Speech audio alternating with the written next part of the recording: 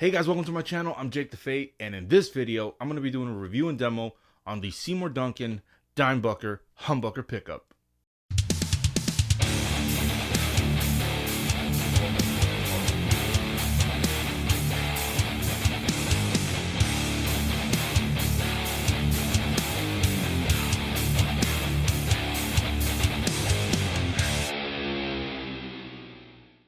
Now, before I get started on the review and demo of this pickup, I just want to say that this is probably one of my favorite humbucker pickups, one of my favorite passive pickups. Not just because it's Dimebag's signature humbucker pickup, it just sounds freaking awesome. Right now, I do have a bunch of guitars with EMGs on them because I love EMG pickups. But for a passive pickup, this pickup just sounds freaking amazing. So I'm going to give you guys a quick little demo of how it sounds isolated and in a mix.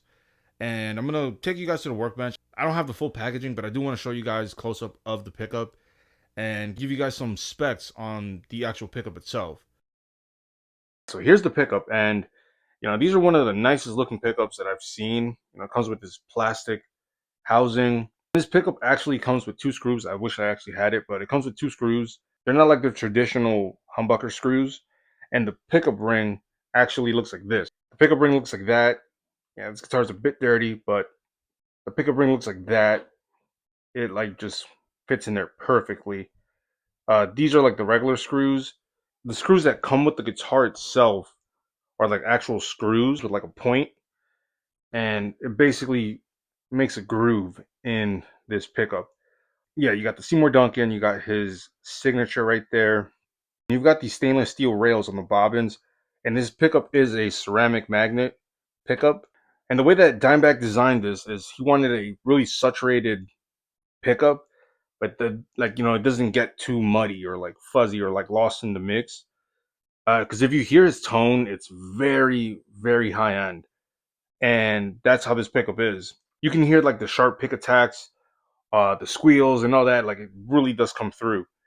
Awesome pickup. That's what the back looks like. Just like an overall great pickup. I absolutely love this pickup. So I'm just going to give it a quick reading, see what this pickup reads. So on the website, it says it reads around like 16K ohms. So really, whoa, 16.87. So it's a really hot pickup, like extremely high output pickup. If you coil split it, it's around 8.33K ohms. So, one of these is like having a humbucker, like a regular, PAF humbucker. I want to read the inductance. The inductance are measured in henries, which is why they have like the little H here. And what the inductance is the signal that passes throughout the coil, which is resisted by an electrical signal, which it's, I don't know how to explain it. This is like really nerdy, geeky pickup stuff, but the higher the inductance is, the darker it's going to sound, like bassier, I guess you could say. The lower the number is, the brighter it's going to sound. And depending also on the type of magnet, like if you have an alnico magnet in there and the inductance are pretty high, you can lower that number depending on putting in a ceramic magnet, alnico 5, whatever the case may be. Yeah, it's pretty nerdy. But this reads 3.29, so it's a bright pickup. It's not too bright for the amount of resistance it has. The K ohms, 16 point, almost 17K ohms. This shows that it's a brighter pickup, so you're gonna get high highs. So yeah, that's just the inductance, so you guys can kind of know, like, if you guys are gonna go out and buy this pickup, it'll give you a better understanding of like how this is gonna sound. Very important, I would say, to try to get a multimeter like this one. You can actually read the henries and the resistance and all that cool stuff if you're a nerd like me. But yeah, and I got a few of these pickups. Like, I have one on this guitar, I have this one laying around. I've got like two more on like two other guitars, and this pickup is just freaking awesome. So I'm just going to give you guys a quick little demo of how it sounds isolated, like I said, and then in the mix. And then I'm going to give you guys my final thoughts on this Seymour Duncan Dimebucker pickup.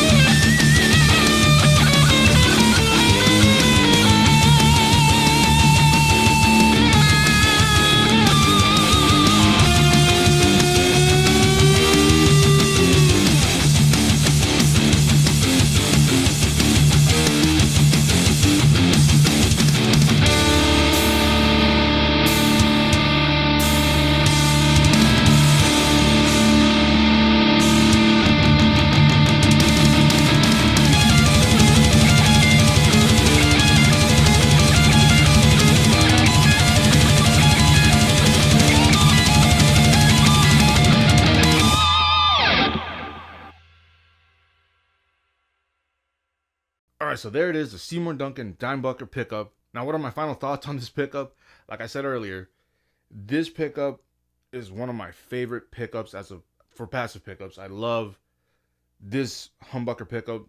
I can get into pickups, and I know on my pickup review shootout ultimate thing video I made, there's a lot of comments on whether pickups matter, which, there were comments of people saying they all sound the same. Some people were saying you can hear the difference, but when it comes to pickups, I personally believe you have to like really get in tune to it, and like you have to go for the quality, right? So if you buy yourself like cheap pickups from Amazon, which I've done, for those pickups I kind of go into it with like an expectation of the quality's not going to be as good. Now, if you buy yourself because if you think about it, those pickups are like $20 for a set, or even stock pickups. You buy a guitar, like this guitar is a Kramer Beretta Special, which I kind of did just modify, like I kind of reliced it, but I switched the stock pickup that came with it, because these guitars are great. Again, I've done reviews on these guitars. Awesome guitars. But if you upgrade a guitar like this, or even any guitar, like if you get yourself a Schecter or an LTD or whatever the case may be, and you swap it out for a pickup that you like, because when it comes to pickups, for me, I try to go for like the sound of clarity, because there's some pickups that don't have that much clarity or punch, which are still great pickups. But for me personally, I like to go for like really trebly, high highs, and mids are in the middle. Like this pickup is just perfect, because you can get some great pinch harmonics. And if you guys know Dimebag, his squeals and his dive bombs were out of this world.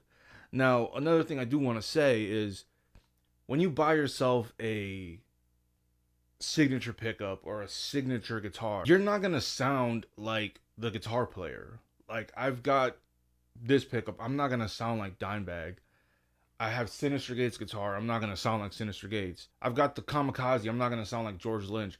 I've made replicas of, the Frankenstrat or the 5150 with the pickups and everything, and it's like, I'm not going to sound like Eddie Van Halen. Like, you can get all of these guitar players' signature pickups and guitars and their tones, and you can like dial in exactly how they had their stack and everything.